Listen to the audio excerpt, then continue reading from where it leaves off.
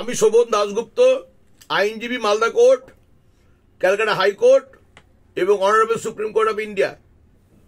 এছাড়াও human rights international human rights কাউন্সিলের West Bengal legal head, anti corruption and crime ইরাডিকেশনের eastern regional legal head. আমার কাছে আসে দীপক চৌধুরী নামে একজন সোশ্যাল ওয়ার্কার, সে শিডিউল কাস্টের বিলং করে। আমার কাছে এসে বলে যে কিছু লোক মিথ্যে এবং জাল বানোয়াটি কাস্ট সার্টিফিকেট বানাচ্ছে, বানিয়ে সেগুলো দিয়ে চাকরি করছে।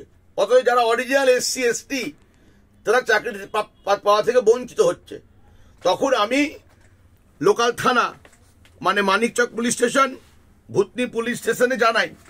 ডেট হচ্ছে 19/9/24 তারিখে আমি জানালাম মানিকচক পুলিশ স্টেশনে, এবং সেদিনই আমি জানালাম সুপারিনটেন্ডেন্ট অফ পুলিশকে, সুপারিনটেন্ডেন্ট ডিস্ট্রিক্ট ম্যাজিস্ট্রেটকে জানালাম 28 আগস্ট 2024, এবং DIG deputy general of police, deputy inspector general of police জানালাম 19/9/2024, জানালাম ইন্সপেক্টর জেনারেল অফ পুলিশ মানে IG সাহেবকে 19/9/24, সাব ডিভিশনাল অফিসার মানে SDO যেখান থেকে কাস্ট সার্টিফিকেট ইস্যু হয় সেখানে জানালাম 19/9/2024 তারিখে। এগুলো জানানোর পরে সুপারিনটেন্ডেন্ট অফ পুলিশকে জানিয়েছিলাম, বাই পোস্টে জানিয়েছিলাম 19/9/24, এবং হাতে হাতে রিসিভ করেছিলাম 28/8/24। কিন্তু তা সত্ত্বেও কোনো যখন অ্যাকশন হলো না, কাদের কাদের বিরুদ্ধে জানিয়েছিলাম সেটা আপনাদেরকে বলে দিই।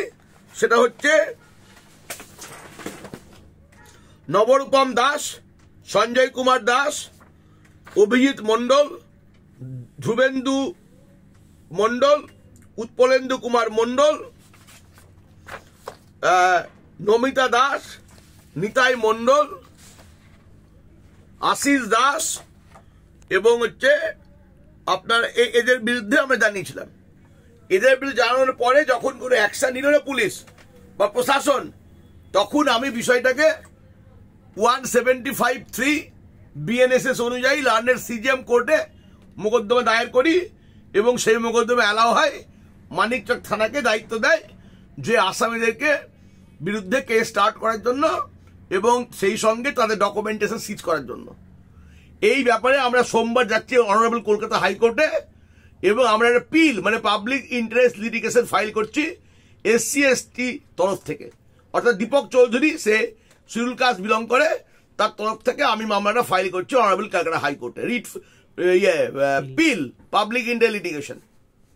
যদি তাতেও কিছু না হয়, আমরা শিডিউল কাস্ট এবং শিডিউল ট্রাইবের পক্ষ থেকে আমি কথা দিচ্ছি যে আমরা তাদের হয়ে লড়ার জন্য এইসব জাল বানোয়াটি এবং জালিয়াতির বিরুদ্ধে আমরা সুপ্রিম কোর্ট অব্দি পৌঁছে যাব।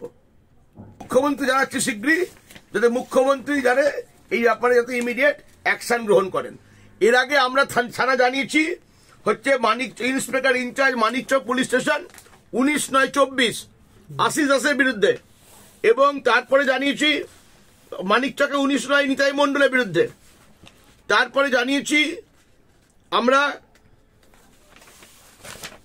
নমিতা দাসের বিরুদ্ধে, সেটা হচ্ছে মানিকচক, নমিতা দাস মানিকচক থানা 19/9, এবং জানিয়েছি স্মৃতি দাস সেটা 19/9, এবং জানিয়েছি অপূর্ব দাস সেটা 19/9 জানানোর পরে আমরা সেগুলো আবার SP সাহেবকে জানানো হয়েছে, এবং এই নমিতা দাস নিতাই মণ্ডল এদের বিরুদ্ধেও আমরা জানিয়েছি হচ্ছে চাচল কোর্টে জানিয়েছি, এবং চাচল কোর্টে মামলা করেছি। এতে যদি কোনো অ্যাকশন না হয় তাহলে পিল তো ফাইল করছি সোমবার, প্রয়োজন পড়লে আমরা মুখ্যমন্ত্রী দ্বারস্থ হব, কারণ মুখ্যমন্ত্রী বলছেন আমি দলিতদের পক্ষে, দলিতদের সেবা করব, দলিতদের সাপোর্ট করব। এই বিষয়ে আমি প্রয়োজন পড়লে মুখ্যমন্ত্রীর কাছে যাবো, এই শিডিউল কাস্ট শিডিউল ট্রাইবস যারা বঞ্চিত ছেলে মেয়ে যে চাকরি পাচ্ছে তাদেরকে নিয়ে, কারণ এই সমাজ থেকে এই জালিয়াতি বানোয়াটি সার্টিফিকেট যারা তৈরি করেছে তাদেরকে অবশ্যই জেলে ঢোকাতে হবে। এই বলে আমি বক্তব্য শেষ করলাম।